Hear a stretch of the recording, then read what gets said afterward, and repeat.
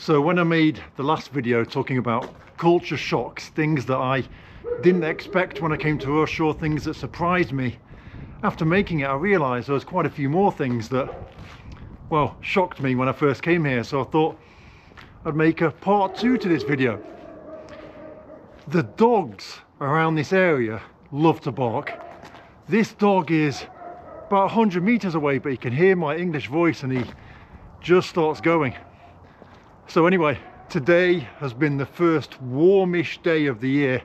9 degrees in Vladimir. It's what, March the 10th today. And what happens when it gets warm, everything melts and you're left with loads of mud. But give it a couple of weeks, when everything starts blooming and spring kicks in, it's going to be really nice. As I walk around this neighborhood, I can smell barbecue. It's a Sunday today.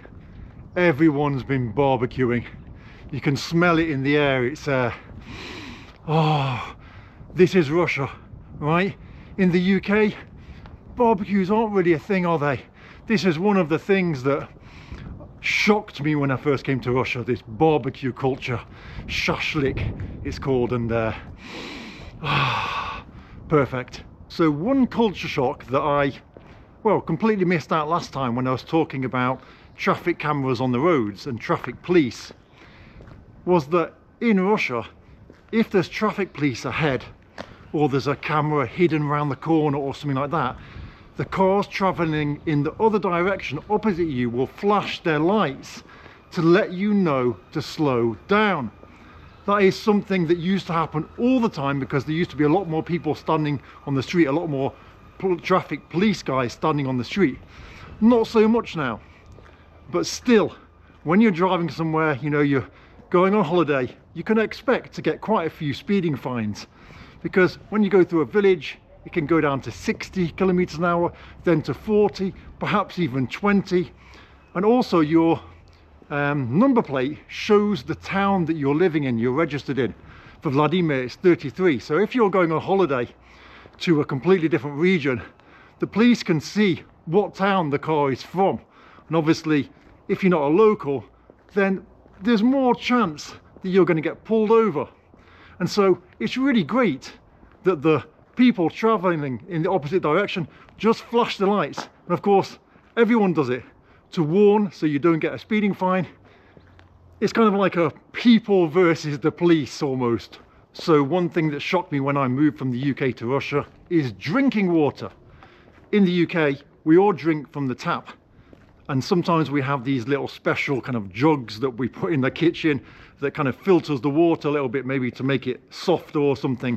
But generally, you can just drink from the tap. Whereas in Russia, nobody really drinks from the tap. Of course, you can get filters put onto the water, you know, so it comes through cleaner, softer, or whatever. And if you live in your own private house rather than an apartment block, yeah, you can put these filters on to make the water clean. But if you live in an apartment block, the chances are that the water is not going to be very nice and you can't drink it. So this was something that was, well, it was a bit of a shock to the system to start with, because I wasn't used to having to go out and buy water, bottled water. You typically buy bottled water in 5 litres at a time. Near to lots of big housing apartment complexes, there are machines where you can fill up water and it's very cheap. But if you don't, then yeah, it's just weird. And these things are relatively new as well. In the past, this wasn't the case.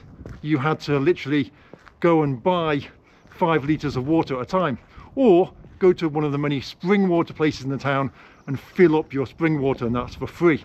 Natural springs are scattered all around Russia. If you move to Russia, just ask your neighbours, where can I get some natural spring water? And they'll tell you where they go and where you can go.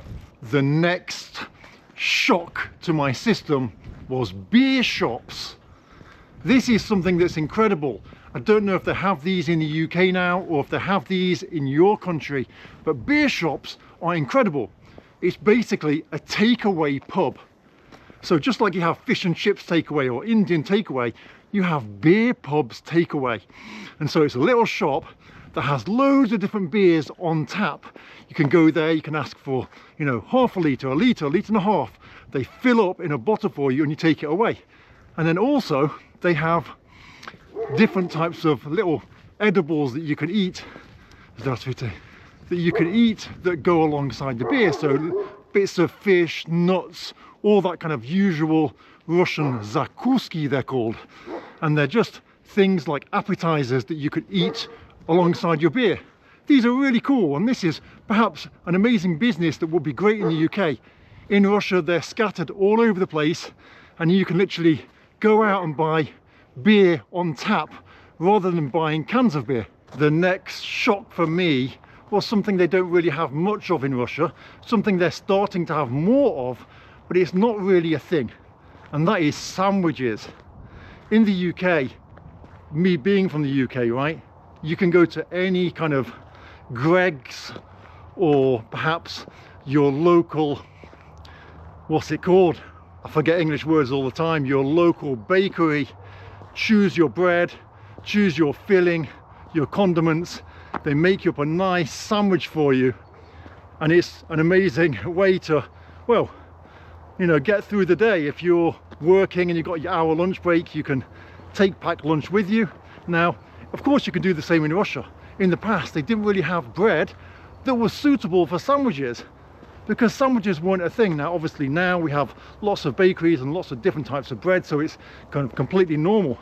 But still, sandwiches are not a massive thing here. In some petrol stations, you'll get a few. Maybe if you go to a coffee shop, they'll have a couple. But still, it's not the same. In the UK, you can grab a sandwich and a pack of crisps anywhere, and it's a great way to just have a nourishing meal, right? Whereas in Russia, yeah, different snacks. The next thing that was a real culture shock for me was crisps. Now, of course, crisps are called chips here, just as they are in the US, I think.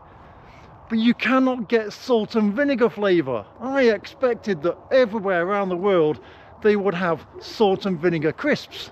I just thought it would be normal. Whereas in Russia, you can hardly get them anywhere. Every now and again you find some salt and vinegar Pringles, or perhaps you find some in Globus, is it German supermarket. They used to have their own brand salt and vinegar crisps, but you can't seem to get them anymore. So this was something that took a while to get used to, because the flavors of crisps or chips seem to differ depending on what country you're in. I never really thought this would be a thing, but I really miss the ability to just grab, as I said in the last one, a sandwich and a bag of salt and vinegar crisps. So I touched on Zakuski a minute ago, and in fact, this is something I've got to get used to. Dogs barking when you walk down the street. I don't think I'll ever get used to this.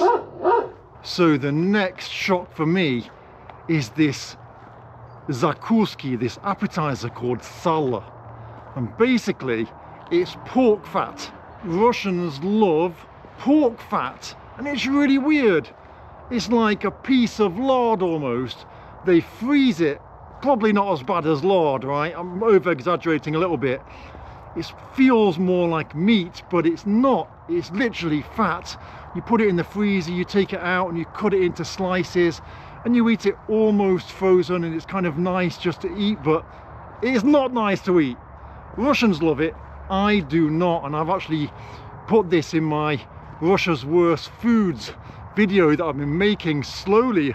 I've been trying to find the worst foods in Russia and make a video of me eating them, and it's not gone so well, because there's one food that I've bought 3 times already, put in the fridge and left it to expire and thrown it away, because I can't imagine trying to eat it. The next shock is Russian men are really strong, and they like to win, and they like to show how strong and manly they are, but they can't take spicy food.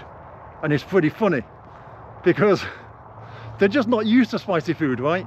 Especially the older generation, the generation that are from the Soviet Union. They didn't really have spicy food. They're not used to spicy food. And so literally, if I get my mates KFC and it's just their spicy version, the KFC version, it's not really spicy, right? They can't eat it. And if they do eat it, they're on the toilet the next day in agony. And so this is something that you would never expect, that Russian men cannot eat spicy food. And it's weird because this brings me on to the next thing, which is Russian banya. It took me a while to get used to Russian banya. If you don't know what Russian banya is, it's basically a sauna, but it's not an electric sauna or anything like that. It's rocks that heat up and you put water on them to cause steam. And well, it's something that you really have to, I guess, you know, when you come to Russia, you'll try it and you'll see. It took me a few years to try, but now I absolutely love it. But this was a culture shock for me and everything that goes with it. So I've touched a little bit on Russian appetizers. And why this is really important is because another thing that Russians don't do is drink and then have a chaser. The chaser isn't a thing here. Okay, some people will do it every now and again, but generally, instead of having a chaser, Russians eat an appetizer.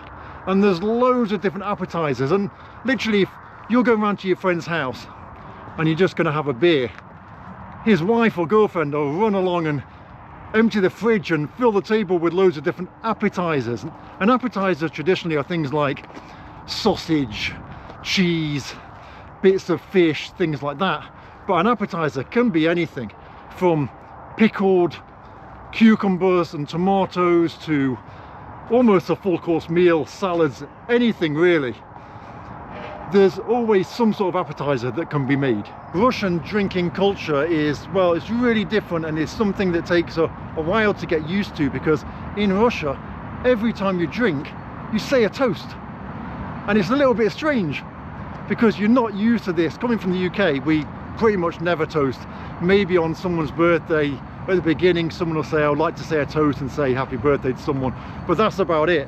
Whereas in Russia, every time you drink a shot, there is a toast for love, for health, for friendship, for the person that provided the food today, for the person that's come back from holiday, for the illness you recovered from, for your parents.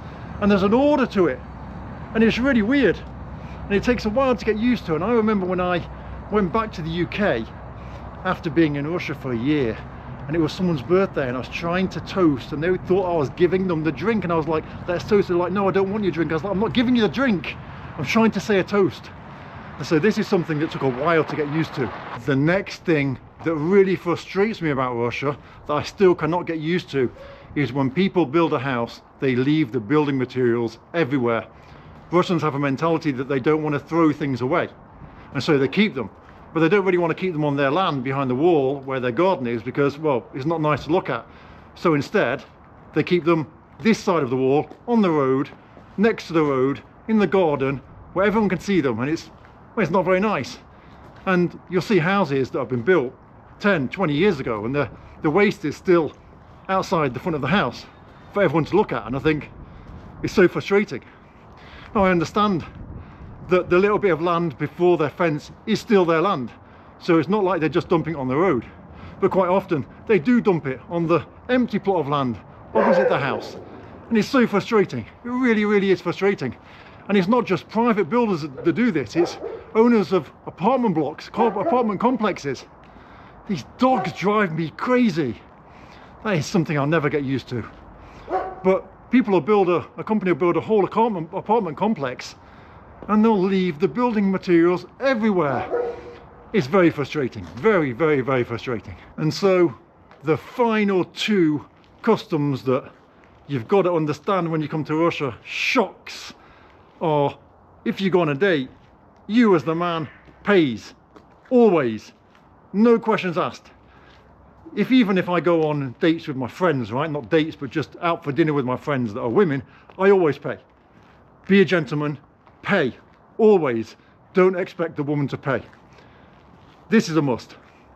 The second thing, if you go on a date, make sure you get an odd number of flowers. An even number of flowers is bad luck. It's bad luck, so do not get an even number of flowers, otherwise the girl will be thinking, what the hell is this all about? Why has he got this for me? Russian people are superstitious. Loads of customs, loads of traditions and weird things that you need to learn about. And I've made a video about that as well, about 5 years ago. I don't think anyone watched it.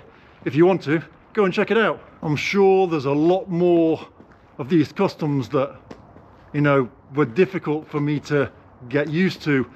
If you're living in Russia, let me know of the ones that you find strange that took some getting used to. And also check out part 1 of this video, because they might have been covered in part 1 as well. If you're thinking of moving to Russia and you would like some advice about anything Russia related, you can have a free call with me. Go to my website, samsrussianadventures.com, book the call, and we'll have a chat about Russia. You can join my Telegram chat group below. And also, if you appreciate my content, you might want to leave me a tip. I'll see you in the next one.